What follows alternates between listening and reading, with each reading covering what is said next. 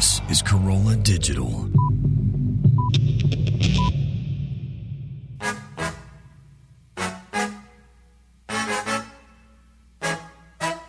From Carolla One Studios in Glendale, California, this is the Adam Carolla Show. Adam's guest tonight, author Daniele Bolelli, plus Allison Rosen on news, and Bald Brian on sound effects, and a review of After Earth in Hooray for Baldywood. And now, whatever happens in Vancouver, stays in Vancouver. Adam Carolla. Yeah, get it on. Got to get it on. No choice but to get it on. Mandate. Get it on.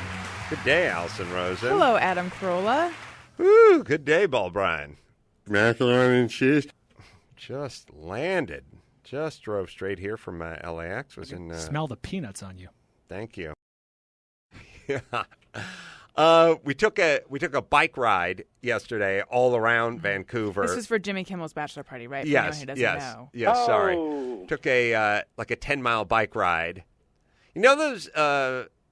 Here's something to ask: when you're going to pick up the bicycle, that's the rental bicycle, where it's been kind of rode hard and put away wet literally a number of times, and they have quite a variety. There's like sort of the new and cool, and there's just old beaten down sort of beachcomber one.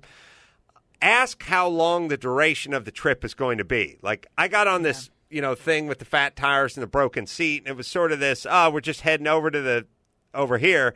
Oh no, we're going on 10 miles. And by mile number 7, when you can't feel your taint, it's sort of like, the selection process should have been a little more involved. Yeah.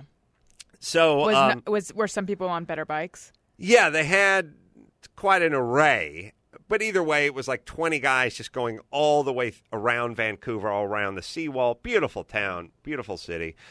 Ended up in a luxury like food truck that was serving just super high-end food that was parking for us. A guy named Adam Perry Lang, who's a big chef guy, got this guy going, and it's all the stuff he caught that day and blah, blah, blah. So it was really fun, and I was high as a kite the whole time, so that was awesome. I don't get high that often, but... Vancouver's a place to do it, right? Yeah. When in Rome, yeah. Did you smoke it, or did you ingest it in some other fancy way? I did an anal brick.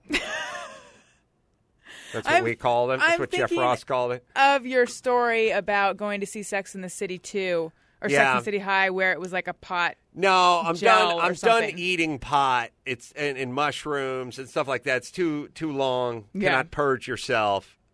Just me and Jeff Ross token out on the balcony. Good enough. Anal brick does sound like a good, if not threatening, porn name. So, speaking of Jeff Ross, now I had this funny thing, which is it's Jimmy's bachelor party, so people are all chipping in and buying drinks for people and stuff like that. And we all rode about 10 miles, and everyone was just complaining the whole time. And then we finally got to the lunch truck, and we had some great, custom, sandwiches, like crab cake sandwiches, and this is made with this salmon and that trout and this sandwich and blah, blah, blah. It was all great stuff. And then we said, all right, everyone was completely tuckered out and up till 5 a.m. the night before. So everyone's like, we're going back to the hotel. We're taking a nap. And then Jeff Ross was like, we should get some dessert. It was very chewy. It's like, we need dessert. We need some kugel. And we need coffee and dessert. Come on. I'm buying chocolate and coffee and dessert for everybody. And we're like, everyone is kind of like, we'll get back to the hotel and take a nap. And we're passing a place that said, like, the world's best chocolate and coffee. Like, arrow this way. So Jeff made us all circle around and we're driving through the streets now. And come back around, and we all went in there. And Jeff, in front of Sal, cousin Sal, which was a huge mistake, and Baby Doll Dixon, our agent, said to the lady behind the counter, here's my credit card. Everyone just order whatever you want.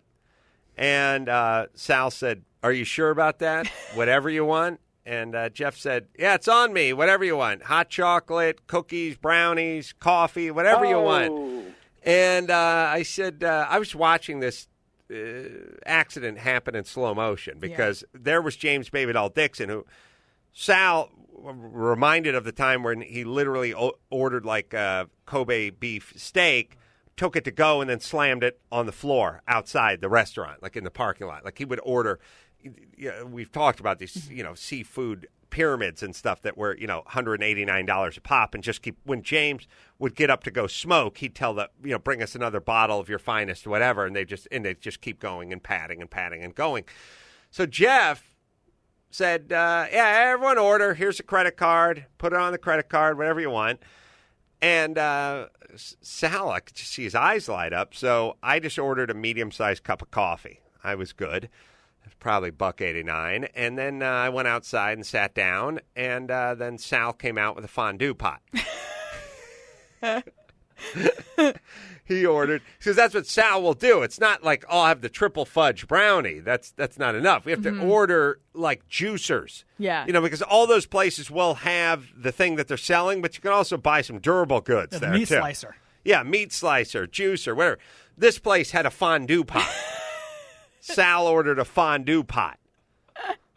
And they came out with this, $129 fondue pot that Jeff Ross had bought. Totally practical.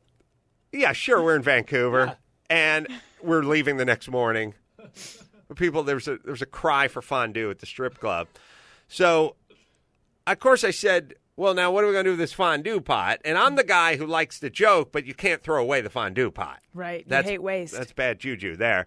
So you can't pack it on the airplane. It's basically a weapon. It's a bunch of little weapons to it. A bunch of tridents. Yeah, a bunch of tridents and at least pickle forks. And I said, well, what are we going to do with this? And then we all agreed we had to give it away. It all has to be given away to somebody. Of course.